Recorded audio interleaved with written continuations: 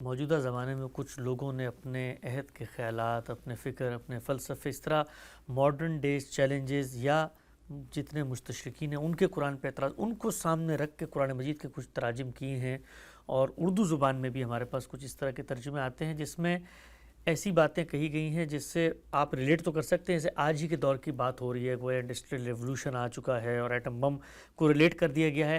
کیا اس طرح کے تراجم کی بھی علم کی دنیا میں کچھ جگہ ہے؟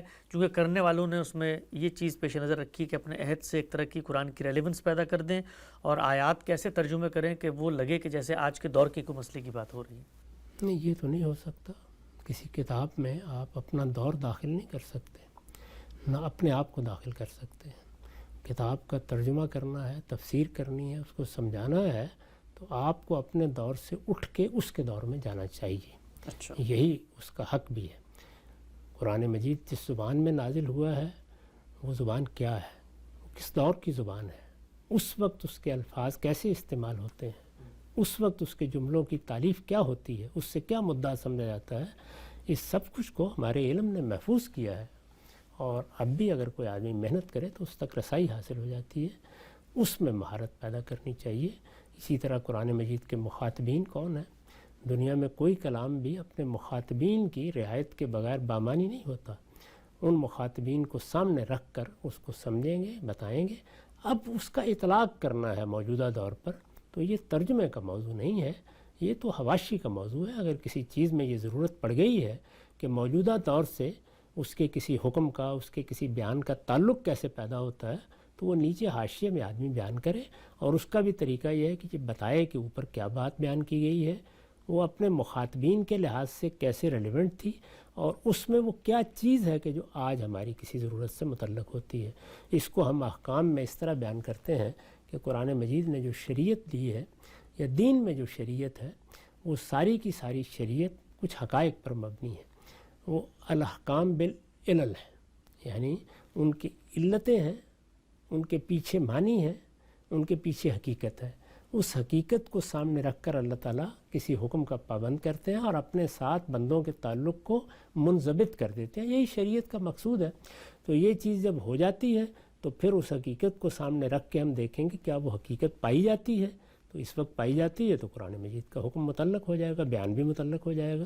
تو یہ طریقہ ہے اس کا. یہ طریقہ نہیں ہے کہ آپ ترجمے میں اپنی طرف سے کوئی چیز داخل کر دیں. یہ چیز تو بعض اوقات تحریف تک لے جاتی ہے. ٹھیک، نقطہ بالکل واضح ہو گیا. آخری سوال ہم سب، اردو زبان جس سطح پر پہنچ چکی ہے اس وقت دنیا میں، کہا جا سکتا ہے کہ زوال کی طرف کار فرما ہے. اس وقت عالمی جو طاقتیں ہیں انہی کی زبانیں ہر جگہ بولی جاتی ہیں، پڑھی جاتی ہیں، لکھی جاتی ہیں، انہی میں مہارت دسترس ملکہ قدرت لوگ پیدا کرتے ہیں. انگریزی زبان ہی ہے زیادہ تر جس میں علوم، فنون اور سائنسز ڈیولپ ہوئی ہیں.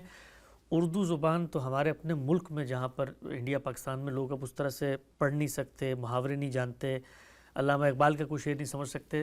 تو آپ کو لگتا ہے کہ اردو کے اندر جو تراجم ہوئے ہیں ان پر بڑی ضرورت ہے، محنت کی ضرورت ہے کہ اس کو بالکل سادگی کی سطح پر بیانی اسلوب میں لے آیا جائے، کیونکہ اب زبان کی وہ اپریسیشن باقی ہی نہیں رہی معاشرے میں؟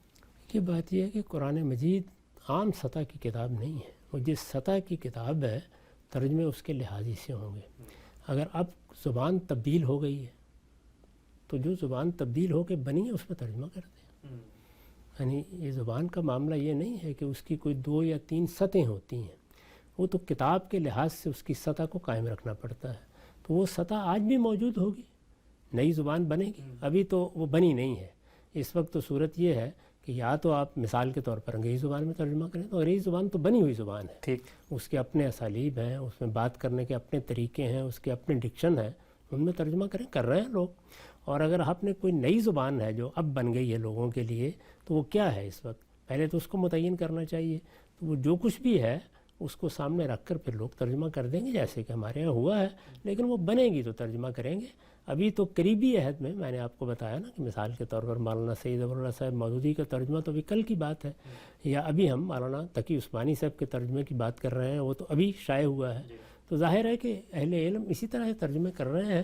اور جیسے جیسے بات آگے بڑھے گی اور زبان کوئی نیا رخ یا نیا انداز اختیار کرے گی تو اس میں ترجمہ کرنے والے پیدا ہو جائیں گے. ٹھیک، بالکل. آخری نقطہ خان صاحب، اس وقت دنیا بھر میں کوشش ہو رہی ہے، خود غامدی صاحب کے تراجم کو بھی لوگوں نے پڑھ کر پہنچانے کی کوشش کی ہے، یعنی بول کر آپ سن سکتے ہیں اس ترجمے کو. تو یہ بھی ممکن ہے غام صاحب بہت سارے لوگ ٹیکسٹ نہیں پڑھ سکتے، اور ٹیکسٹ ریڈنگ کیا ہی ہمیشہ سے کم رہی ہے، اور ابھی جو نیا رجحان آ رہا ہے لوگوں کو آڈیو بکس کا، اس کے ذریعے سے قرآن کو زیادہ پہنچانا چاہیے. ہمیشہ سے ایسا ہی رہا ہے، بلکہ اللہ تعالیٰ نے بھی جو پہلے طریقہ اختیار کیا وہ تلاوت کا طریقہ، پڑھ کے سنائے. قرآن مجید پڑھ کے سنایا گیا ہے، یعنی لکھا ہے تو لوگوں نے اس کو بعد میں لکھا ہے، اصلاً تو وہ پڑھ کے سنایا جاتا ہے. آج بھی آپ نمازوں میں پڑھ کے ہی سناتے ہیں. جی. تو اس لیے قرآن مجید تو اپنی نوعیت کے لحاظ سے ہی ایسی کتاب ہے کہ اس کو پڑھ کے سنایا جانا چاہیے. اس زمانے میں اللہ تعالیٰ نے اس کے غیر معمولی اسباب پیدا کر دیے ہیں. قرآن مجید کے سب تراجم کو اسی طرح ہونا چاہیے، وہ پڑھ کے سنائے جائیں اور لوگوں تک پہنچے. ہمیں تو پابند کر دیا گیا ہے کہ قرآن مجید ہی سے دعوت پھیلنی ہے، قرآن مجید ہی کا ترجمہ سنانا ہے، قرآن مجید ہی لوگوں تک پہنچانا ہے. قرآن ہی اب انذار کرے گا، قرآن ہی خبردار کرے گا. اب تو لوگوں تک اگر کوئی دعوت پہنچنی ہے دین کی تو اسی کے ذریعے سے پہنچنی ہے. تو اس لیے تراجم ہوتے رہنے چاہیے اور تراجم کو پڑھا جانا چاہیے. پڑھنا اصل ہونا چاہیے، تحریر ثانوی ہے.